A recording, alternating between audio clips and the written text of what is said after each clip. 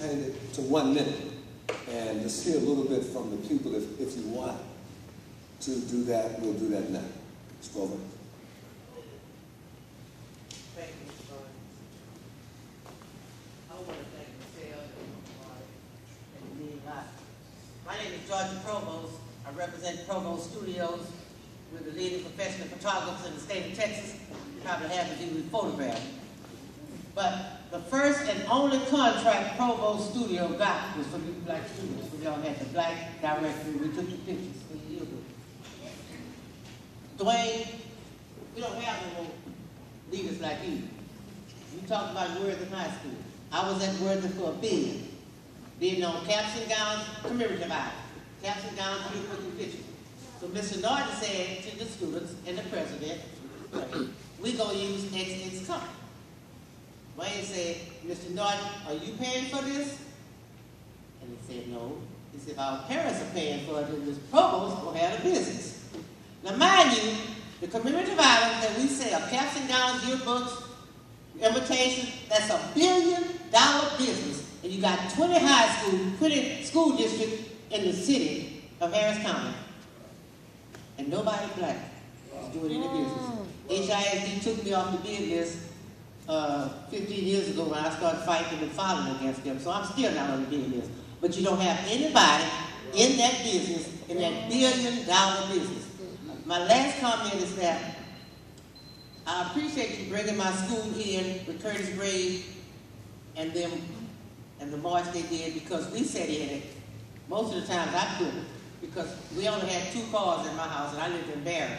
So I had to bring my daddy's truck back. At the time I could, we could go sit in. They went over to Dr. Neighbor. He was the president. Asked Dr. Neighbor to cool his black nigger children down. Dr. Neighbor told them where they could go park. You don't have one black higher education president that's going to stand up. But you have to know your history, because Dr. Neighbor's brother was one of the lawyers that went to the Supreme Court in 1927 because the Democratic Party wouldn't let us vote in the primary. So they went and they came back to Texas, and the white folks told them, I don't care where you've been, you're still not going to vote. So it's very important that we all get together and document our history, and maybe these kids will start putting up their pants and be respected. I love all of you, and there's nothing you can do about it. We'll take 2 more. Come on. Yeah, greetings to the panel. Thank you all for your service. It's a point, I had the good fortune to be mentored by McCary Willie Ricks when I was in Atlanta. One of the people who made the call for Black Power, and got a chance to see Kwame, a lot of times. You mentioned something, Judah, and I want to ask the panel for the input. You talked about the student movement and the city movement that took place at the old wine gardens. You talked about the black elite in the city of Houston. There's a documentary called The Strange Demise of Jim Crow in Houston. How many people have seen that documentary? I will submit to you that in order to understand activism in Houston, that is one very critical thing to look at. My question my point is, based on many years of organizing and activism here in Houston, that black elite is still in operation, and that it has functioned to the disservice of activism and the people's righteous cry for justice in the city, as opposed to being beneficial to us. So I would like to get the panel's perspective on that. The responses are going to be 1 minute. I saw these 2 wanted to speak, so I'll go ahead. I got to move the agenda. This is not going to be the only time, okay? So but I've got to get to PK and McCary, and then these other topic areas, because we're still on the 5 o'clock timeline to adjourn. I'll take a 30-second piece of that, brother. The old Lions, Matt Hanna stands out as a prototype, so does John B. Coleman. Lived in the black community, were devoted to the black community, never left the black community, and worked together collectively. The black wealthy of this generation don't really live in the black community anymore. They live in gated communities. We don't get a chance to see them unless it's at the the band quit. There seems to be a distance that is developed from the black wealthy, and they certainly, well, I don't want to say everybody, so not all of them, but much less of them are supporting the frontline warriors who are activists, if that's fair. I think it's also fair to point out that the dynamics and the metrics are totally different.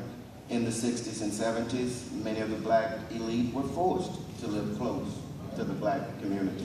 Subsequently, when you understand that 70% of Houston, including this audience perhaps, don't have their roots in Houston. So if I come here and I'm an exec that's been recruited here and I make $2 million, $7 million, $10 million, I'm gonna buy in the Woodlands, I'm gonna buy in the Lane.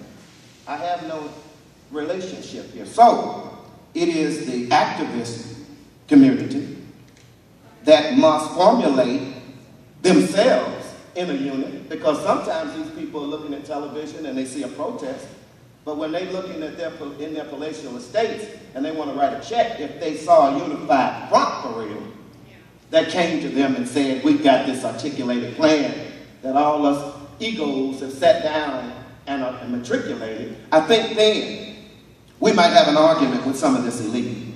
But until then, we're just talking for it.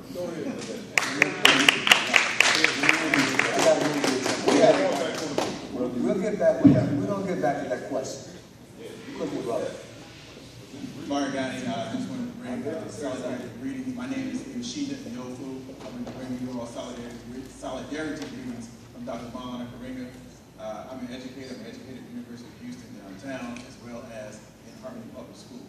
I wanted to just address one of the things Sister Brandon, and really all of you represent in terms of being here from different vantage points, different organizations, and that is, and you brought it home, that is that operational unity, unity without uniformity, that Dr. Kramer brought forward during the Black Power movement and struggle of those Black Power conferences in Newark as well as Philadelphia, down from Philly.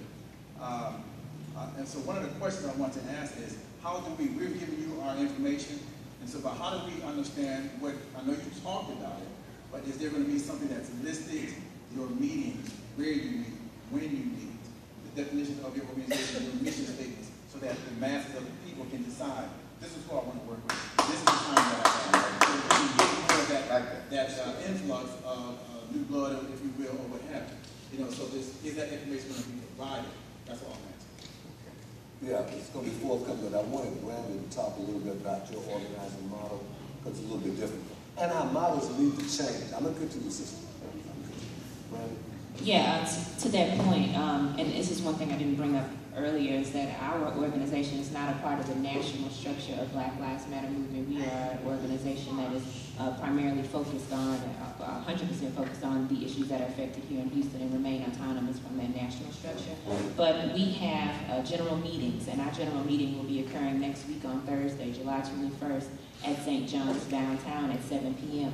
And during those general meetings, we had our first one last month, but during those general meetings, our goal is to create a space to do a couple of things. One, to plug folks into working groups so we can identify, just like we've done here, a number of topics where we seek to affect change. So be it in criminal justice, be it in health, be it in any one of these different areas that we're talking about today, folks can plug into those working groups and those committees. And also we recognize the fact that while we want to participate in long-term change, we also want to participate in making change that is happening now. So we have brothers and sisters that have provided information from their organizations as it relates to projects that they have coming up on the forefront. So how can I get plugged in Southside, on the South Sunny side? You know, can I go out and do some work around the Gang Junction? Can I do some work around community beautification and plug in folks in those projects so they can get their hands into the dirt right now, but then also work for sustainable change in the future. So that's how I'm. We're going to go through the evaluation process with regard to the Houston Black Chronicles, and after we collectively assess what we've done today, we'll collectively decide what we do next. Sister, go ahead. Hey, my name is Sigolita Sergio Ramos.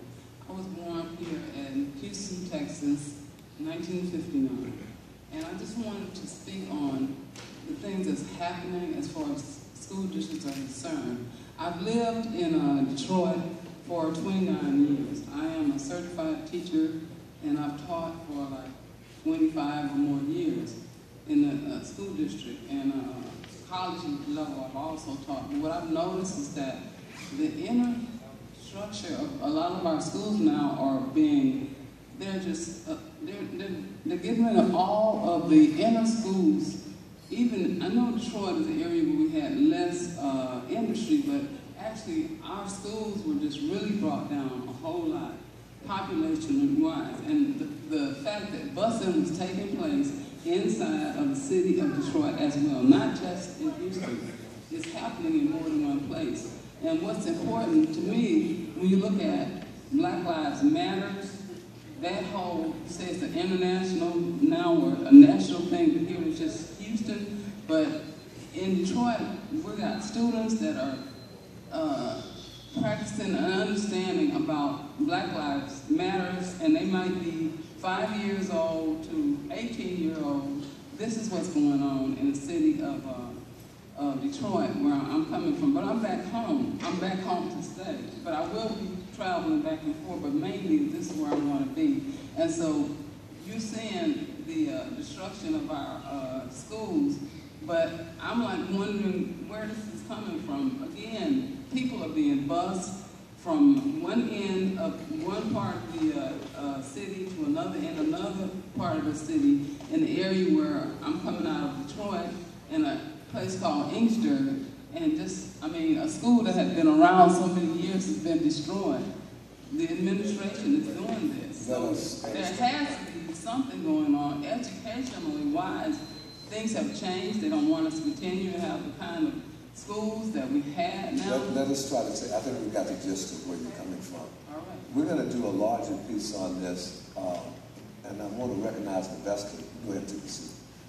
Levester gave it to begin the intro.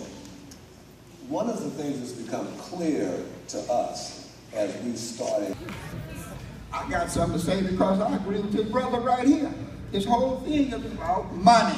Just get in line. I've been in oil and gas 45 years. If you go to any oil and gas history book, the only black person you'll see in there is me. Anyone. If you go to the National Oil and Gas Museum, you're going to see me. If you see any oil and gas program that got started at the University of Houston, you're going to have to come back through me. I taught in the Center for Executive Development. I taught just about every executive from Exxon, Chevron, and everybody else. Oil and gas courses that they needed and recommendations on what they need to do to go back and make their companies better.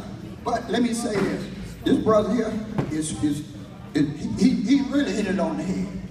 We need to be talking about oil and gas. Nobody up here even know anything about oil and gas because nobody ever talked to you about it. You never talked to your children about it. When I was teaching at U of H, I never saw anybody black. I would see foreigners and white people. But that's what is the #1 money-making industry in the world. And we talk about everything else except the money-making, #1 money-making industry in the world. And let me go a little bit further with it. The easiest business to start is in oil and gas. And it don't take money. Because let me show you something. Every offshore platform, every offshore platform that's out in that water that's on federal water. By law, they're supposed to use 20% minorities. We don't ever apply.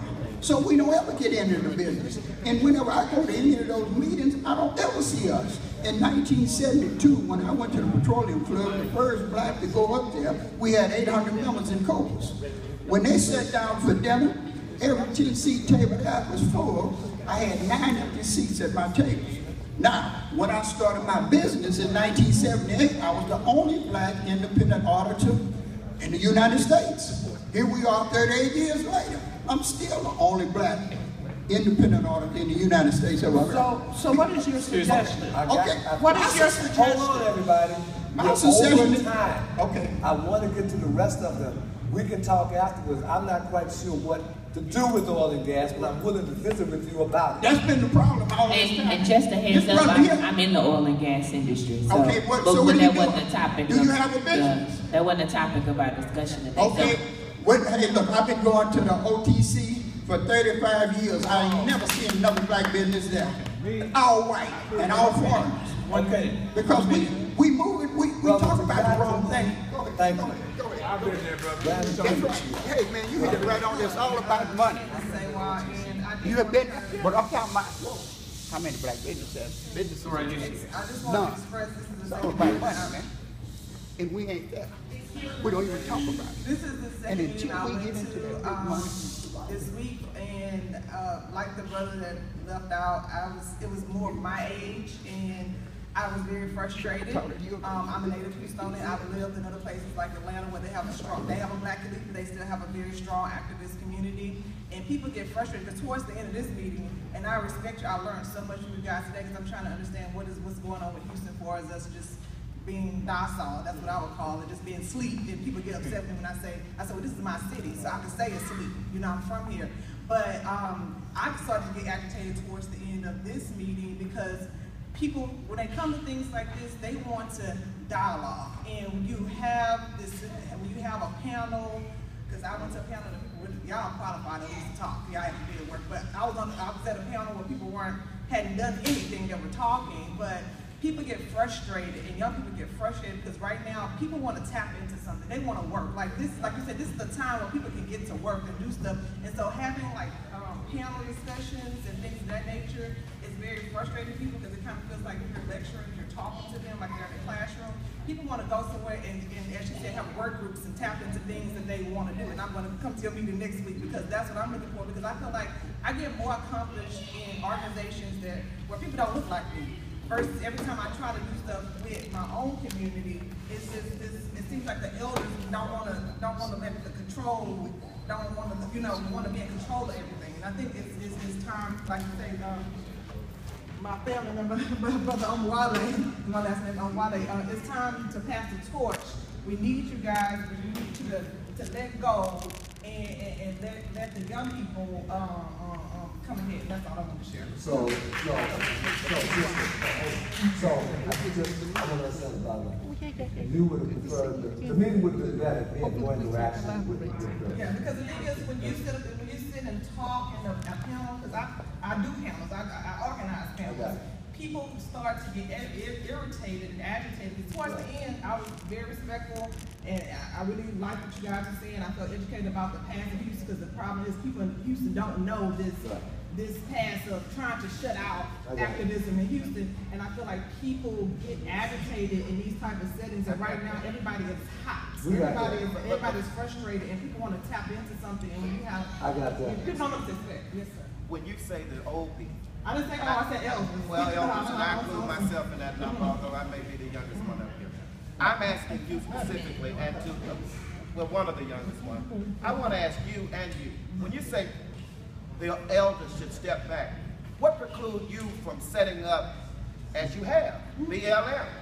And therefore, you're not asking elders to come into whatever already established. So what's stopping you from moving forward, or bring the elders along with what you're doing instead of telling them, and you come in a formation, say, move back, let us take control? I think Dwayne, I think the critique is we didn't engage the audience early enough and as much as we should have. I just accept the criticism. I'm not saying that we can't start our own things, but that's not what I'm saying. I got it wrong. He got what I'm saying. That's what I'm talking about. Okay, thank you very much.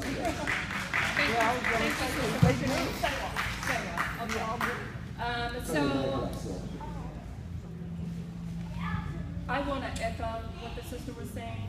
I came here because it was billed as a town hall meeting. And when I think of a town hall meeting, in fact, let me back up a little bit. I think Sister Brandy mentioned, I believe that Sister Brandy brought up and mentioned the name of our my dear sister Ella Baker. And anybody who knows anything and has studied Ella Baker just a little bit understands that some of her more radical concepts focused around how to involve, how to get women, students, young people actively involved and participating, not on the periphery, not strictly as soldiers that other groups of leaders, self-proclaimed leaders, stand out. And I think that when I come to a forum like this, while I respect and I also recognize all of the important work that has been done and continues to be done, this is a brain trust. And I think that we don't tap into our brain trust because we have pundits and talking heads and people who sit on panels who are not willing to come and bring the mic and ask our people to come up here, number one, and say, where are we on whatever the agenda items are? Because I think we have too many people, and as an organizer, I've organized for a very long time. I started organizing when I was 15. I've done it professionally. I've just done it as a community at the grassroots level. And one thing I am continually very disaffected by in our community, and that is the lack of participation, the invitation to people, everyday people. We come into these rooms and we listen very patiently.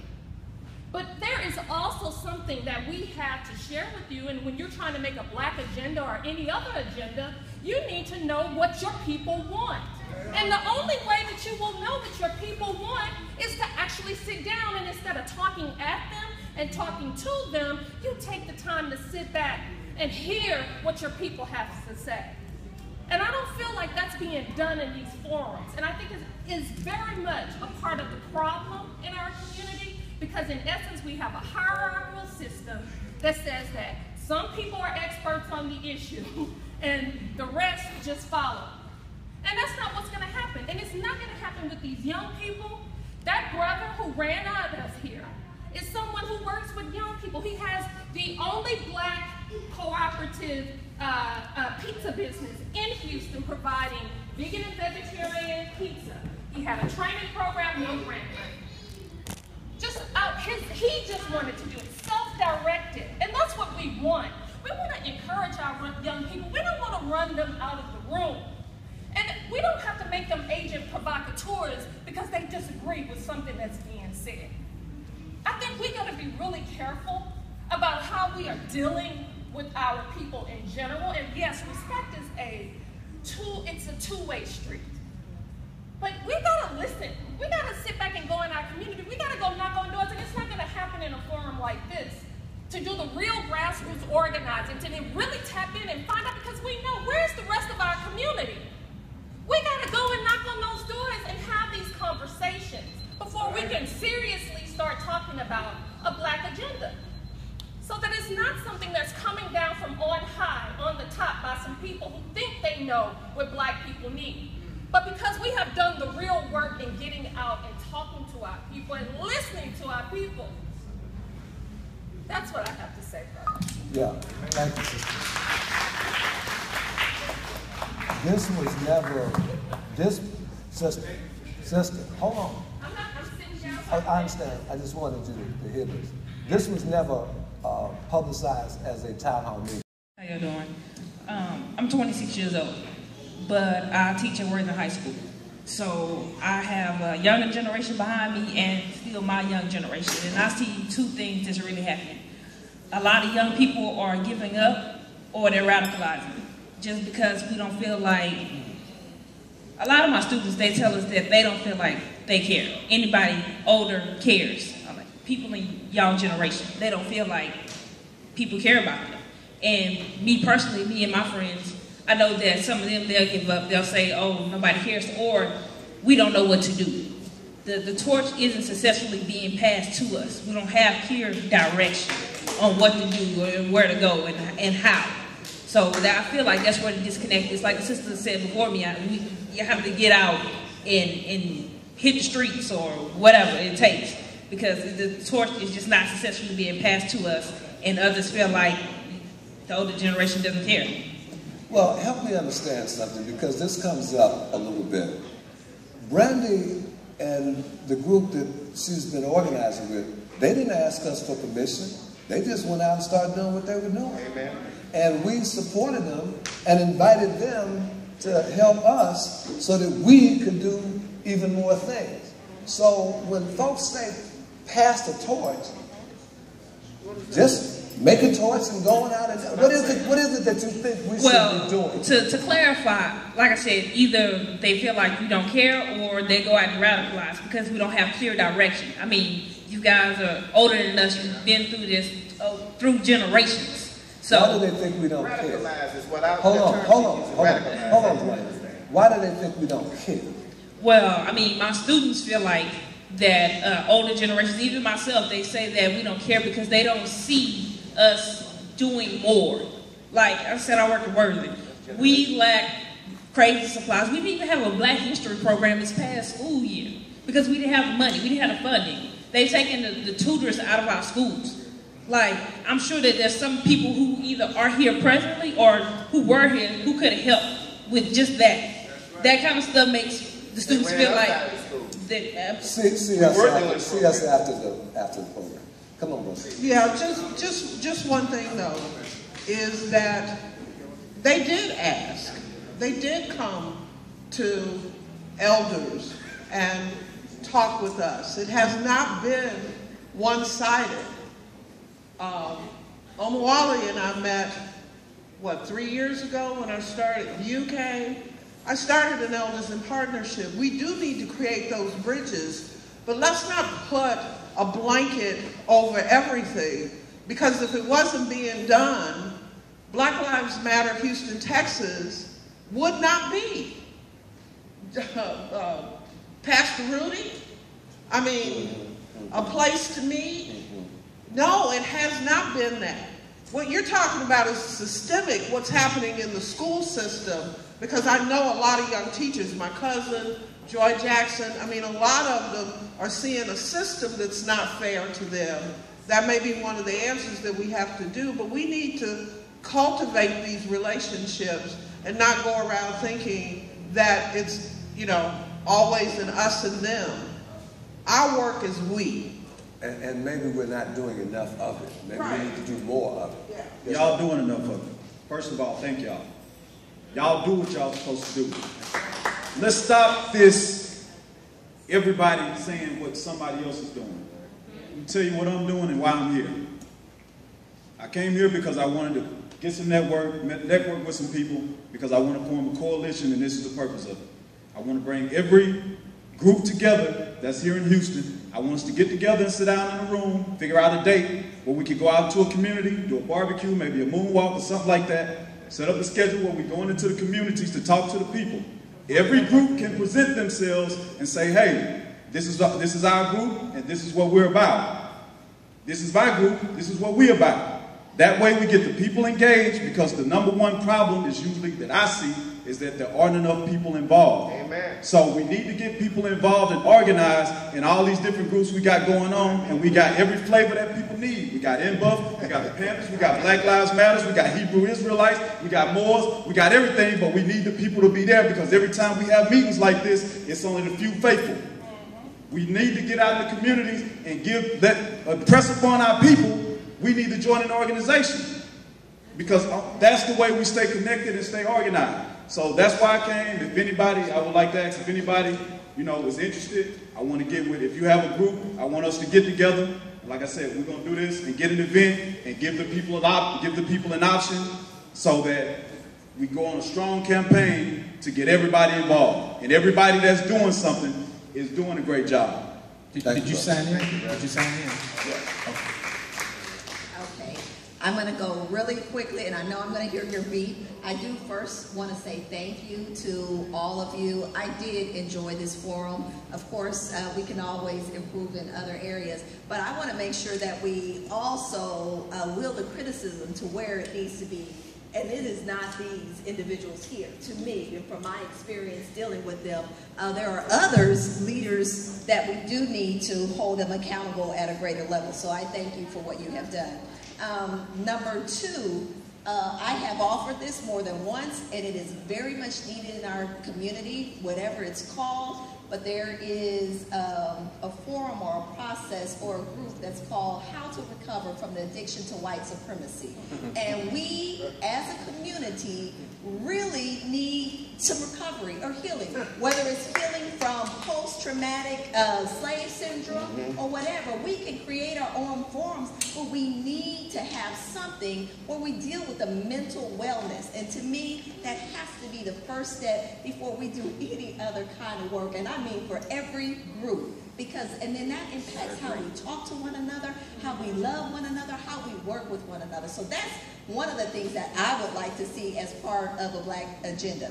And then finally, The last thing I would like to say, I am throwing this out here. I've been working on this a little bit by myself, and I just met with some young women last week. But I hear the time is really right. I would like, I'm working on starting a giving circle, and I'm throwing it out here. I've identified some people that I would like to be involved with it, but I'm opening it to the community, because what I do see, in order for us to be self-determined, and we keep going back to it, is economic independence. We cannot have Kuji Shakalia if we don't have the financial resources, and as far as I'm concerned, it starts with us. I mean, we can ask for grants and everything else, but and it has happened before. It has happened with Emancipation Park. It has happened, we did talk about it with the money that was taken to Africa for the freedom fighters that was raised right here in our community. It has happened, and it can be done, and that's one thing that I will be working on. Thank you.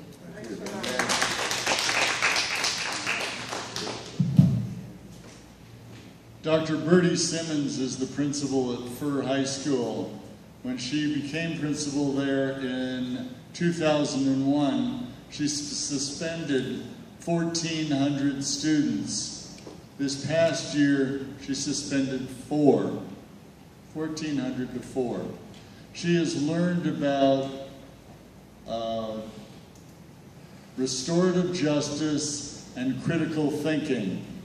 You all need to go talk to Dr. Bertie Simmons. She has led to the end of CEP in Camelot and HISD, and she wants to make sure that what she's doing at Furr is distributed across the entire school district.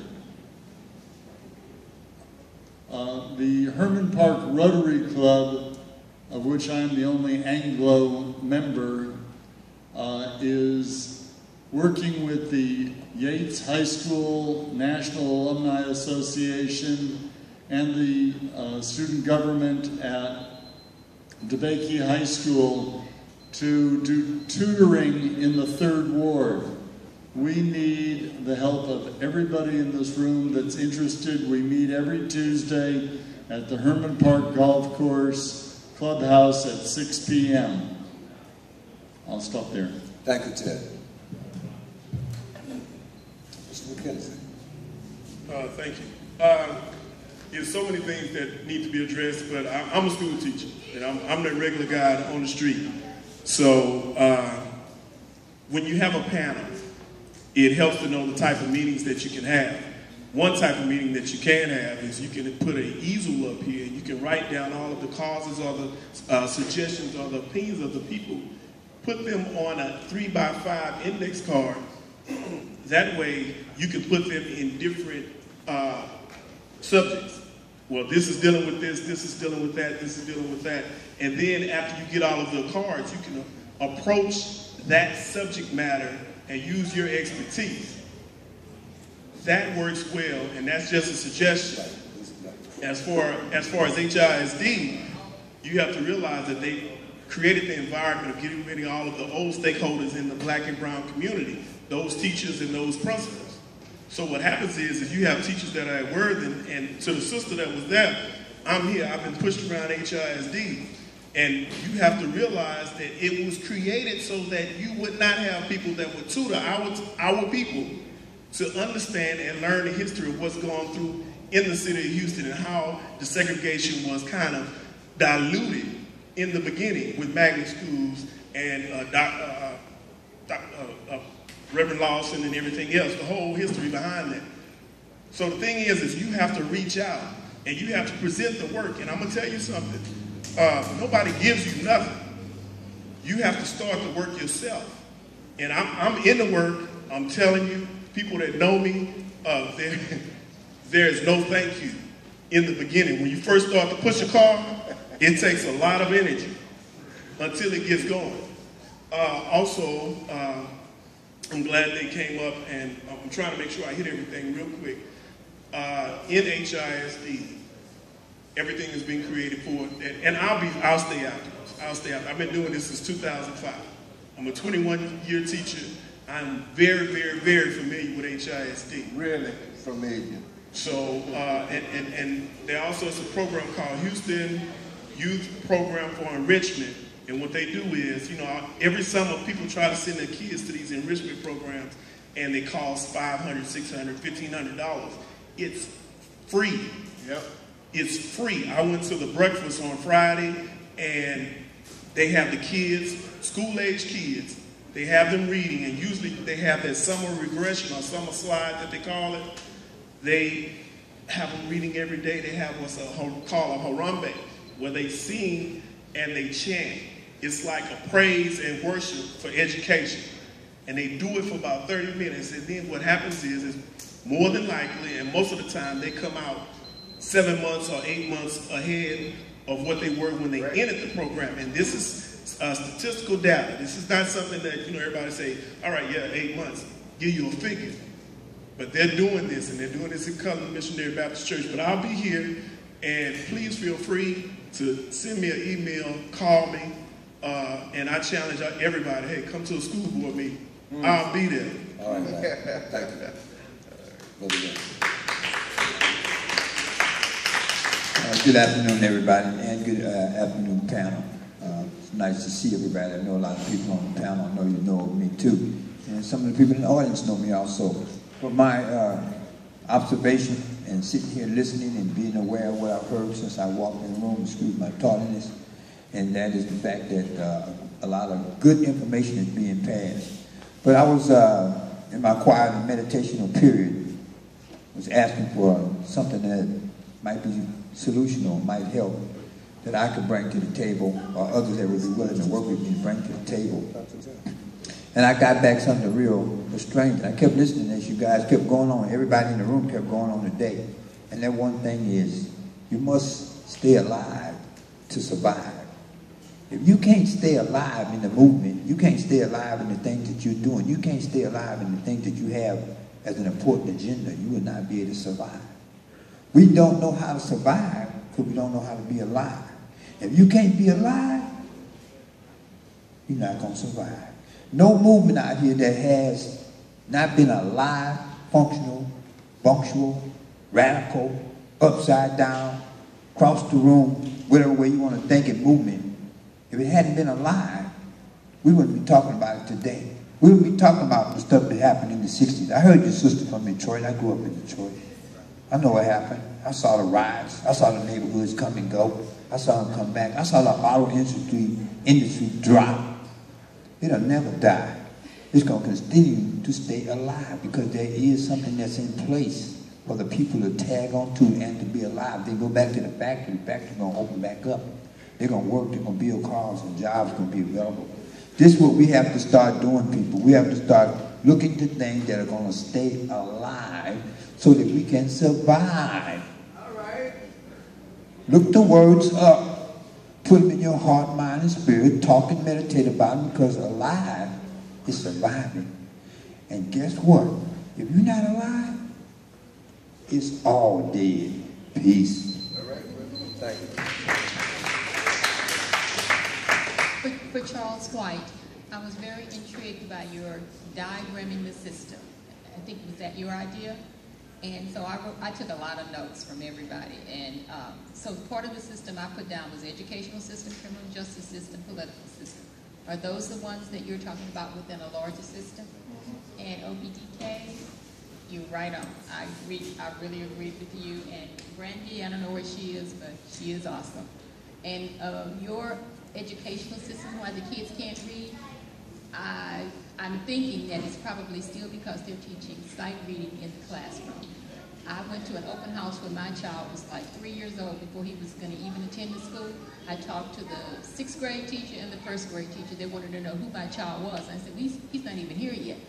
And I asked, do you teach sight reading or do you teach phonics? And they hemmed and hawed because they were teaching sight reading. And so I panicked. I went home, got out my flashcards. If you learn the 86 rules of phonetics, you can read anything. So don't leave so we can get together on the diagram. Okay. But I have the men of the Houston Symphony at 7 o'clock, so we gotta hurry. All right. This is the last comment, and then we're going to pray. Yeah, anyway, this is my second meeting here. And one thing that I've noticed, I want to piggyback what you just got to say. We got an education problem. And the thing starts with this. Speaking to the mic. We got an education problem. But then the education needs to have an endpoint. And the endpoint is money. This is capitalism. And most people don't understand it. And if you don't understand it, you're going to be a victim of it. And one thing I've learned, once you finish high school, that's not the end. When you finish college, that's not the end. That's halftime. That qualifies you to earn it. I don't call it money. I call it seeds. And with seeds, you got to learn how to plant it. Because remember, it's seed time harvest. And if you don't understand that, you lost before you even started. So I don't care how good you are at math, English, it doesn't matter. It qualifies you to earn an amount of seeds. Don't call it money, because money is an endpoint. Seeds bring a harvest. Once you get a harvest, now you have money. And that's financial independence. That's what the endpoint is. So when I heard about this meeting, I asked myself, what can I bring to this meeting? And I teach people seed time harvest. That's what God says, that which will free you. Because if you get a job, you just enslaving yourself. That's right. Thank you. What's your name, bro? Western. Where you teach it? Well, I do the y'all can talk afterwards. Well, I teach at churches. Yeah, y'all can talk after. You did sign in, right? All right. And Ted, I want her phone number too. We have to go. We are more than 40 minutes over. And we want to thank our partnership, Community Center, and Brother Mike for being gracious with us. Let's thank Shea Center. Let's stand and have prayer and adjourn.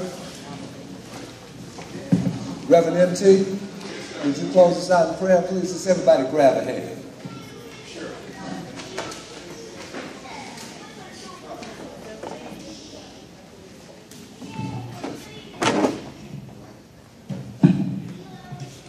Reach out and touch someone's hand, and in the touching of the hand, let the energy flow through your heart, through your mind, and through your soul.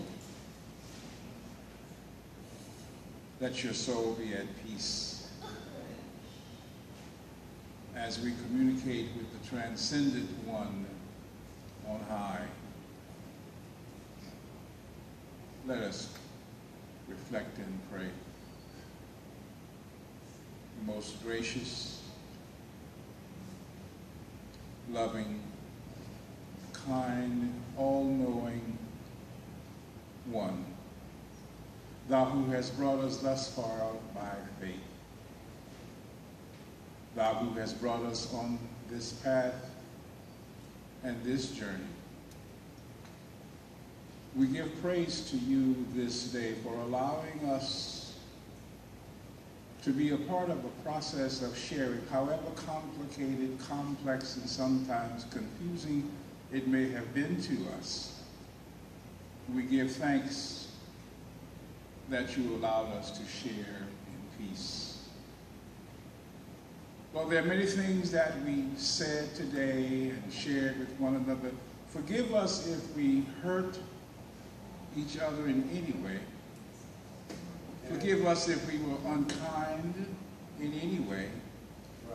Forgive us if our own pain caused us to use piercing words that cause pain to others. Please forgive us. For you know that you made us. You know all about us. You gave us the words to say and the mind to think them. And sometimes we say things and we don't even know how they may hurt others. So we ask your forgiveness because our ancestors have also forgiven us for that which we have not done. But we came here today to rectify that wrong, O wise divine one. We came here to learn from one another and to give and to share with each other. We hope that we have said something and done something that has been pleasing in your sight. We may not have the answers, but we are trying to find them. And we're not at all, Lord, oh Lord, we are not worried because we know who is in control of the universe. Well, somebody said you can be the master of your faith and the captain of your soul, but I should add, it is thou. It is thou who is the master and the captain, and we are simply the instruments. So let this process be a part of that broader instrumentality to rectify the wrongs in this city, the wrongs in this country, the wrongs in the world, so that there may be justice one day and peace for all of us. Because we know that you don't like ugly, and right will not allow wrong to continue forever. So we submit to you these thoughts, these reflections, these ideas, as incomplete as they are. Help us as we move forward to the next steps of this process. Give us the patience with one another and the insight and the ideas. We thank you for all who were on the panel. We thank you for all who were in the audience. We thank you for everyone who spoke and for everyone who did not speak. Well, and teach us to continue to do so in love. And we ask you to ask our ancestors on high, Martin and Malcolm and Sojourner and Harriet and Ella and Nat Turner and Nzinga and Mandela and all those who have struggled before. All those who have struggled socially and politically, culturally, and spiritually. And especially our brother Jesus, his friend Muhammad, and his share of the Buddha one. And all that we have learned in the traditions that have come out of Mother Africa, in the Mahatian tradition, the Yoruba tradition, and the ways that we have manifested ourselves through your lives. Teach us to commit our lives to struggle and justice so that we may make this world more beautiful than the way we found it, so that it transcends all the wrong and makes all the right, and justice will prevail. In your name, in your most holy name, in your most magnificent and marvelous name, we pray this day. And let all of the people say, Ashe, Amen. Ashe, Amen. Blessings and peace to each of us. Thank you. God bless you now. We're going to pack up and leave, and we'll get together.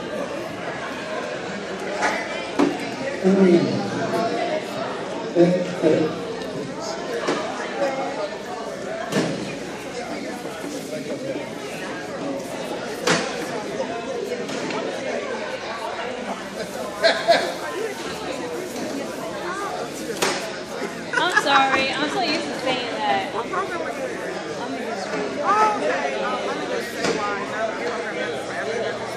Yeah, cool.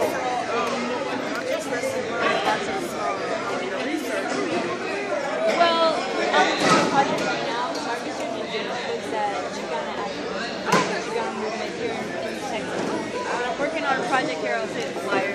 Basically, we're documenting like black and brown civil rights and many different. Like I'm one of the people. Yeah,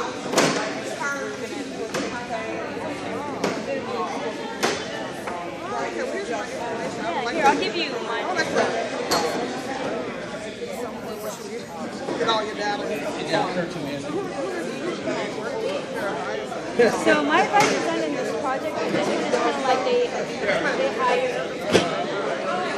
Oh, at the university, my advisor is Dr. Monica Perales.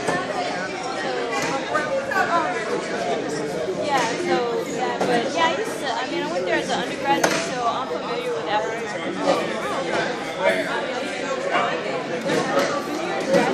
it's like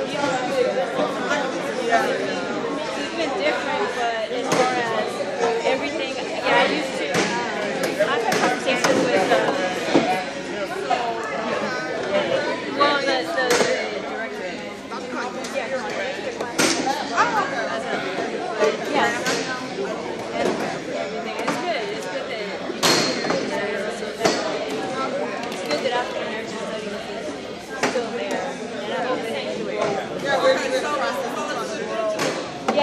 Because I mean, there's no reason why it started in 1969. Why people, it doesn't have the same components that like U.S. has. We always had a debate about that. Right, there are some things. I don't know anything about Stonewall, but